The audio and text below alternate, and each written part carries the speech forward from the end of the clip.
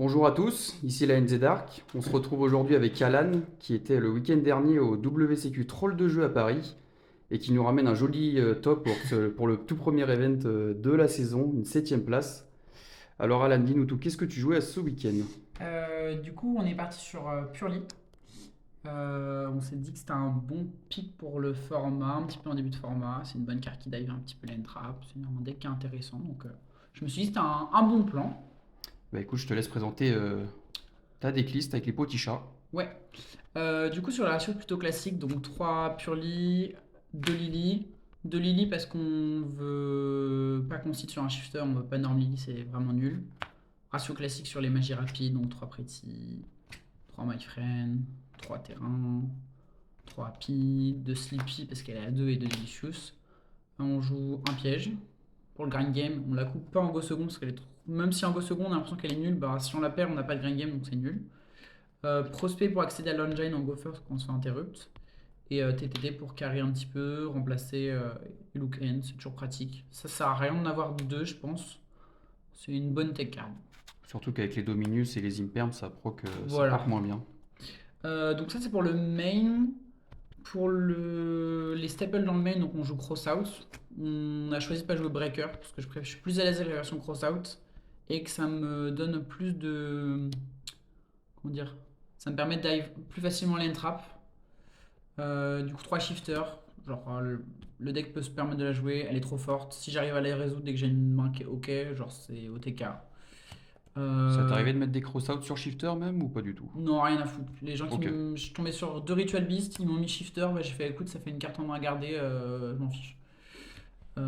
Ouais, les match-up, on est tombé sur Lab, game 1, donc on n'était pas très très très très confiant. Un Lab, deux Ritual, deux Snake Eyes Azamina, Branded Puppet et un Yubel. Du coup, Même pas de Tempai? non. Alors, on aurait bien aimé avec Purely avoir Tempai parce qu'on a un bon match-up, mais non. Donc 3 H, 3 Veiler parce que c'est une carte qui se résout quand on la pioche avec Norax Purely. Ça conflicte avec Migrateur, mais en vrai c'est pas très grave parce que si jamais j'ai résolu Migrateur, bah, j'ai pas forcément des fois besoin de Veiler et c'est toujours un niveau 1 qui est intéressant pour faire Récital. Du coup c'est cool. Deux Imperm, alors pourquoi deux? Ah, Parce il en manque une là. Ouais, en fait, parce que c'est une mauvaise carte à draw sur Norax Purely et que sur le principe, je veux pas en avoir un en main et cross-out, c'est vraiment nul. Donc en gros, 2 ça permet d'être assuré de pouvoir le cross-out. Ça peut augmenter nos ratios sur certaines cartes sans être trop dangereux, entre guillemets. Genre 3 ce serait pas fou. Un draw pour target cross-out et parce que c'est toujours une carte qui vient carry sur un draw 4 de Norax Purely, on rajoute un draw en plus de tous les entraps qu'on a pioché, c'est fort. Mourner, je suis pas sûr que ce soit le meilleur choix de ma vie, mais en vrai, elle est ok.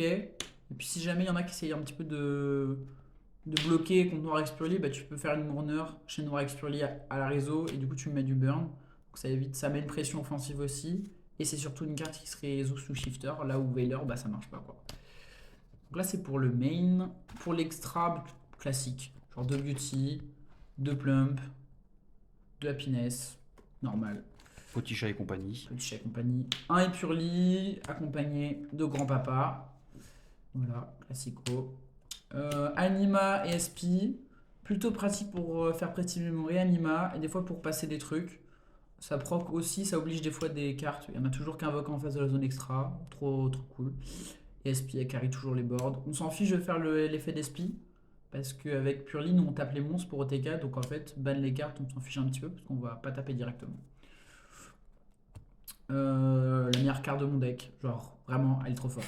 Récital, en go second, elle break les boards parce que du coup, elle permet de faire Zeus, etc. Et en go first, ça carry parce que du coup, si on fait l'effet indestructible au combat par effet, aucun dommage de combat. Du coup, bah, en fait, si tu le mets avec Noir Expurly contre un Yubel, c'est Chao. Si tu le mets contre Tempai, c'est Chao.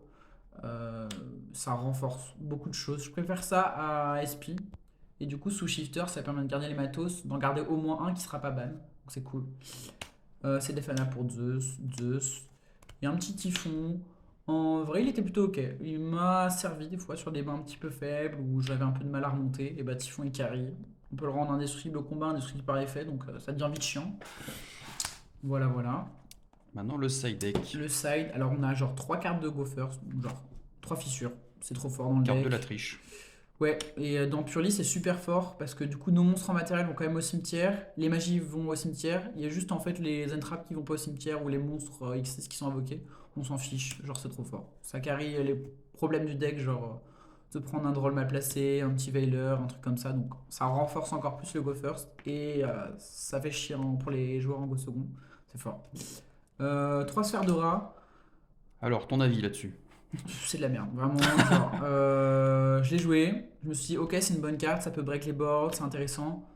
En fait, genre, les rares fois où je l'ai eu en main, où je l'ai side, parce que des fois je la mettais même pas, je la trouvais nulle, et ben en fait, bah, elle m'a pas tant servi que ça. J'ai même break les boards sans, en fait, j'en avais même pas besoin.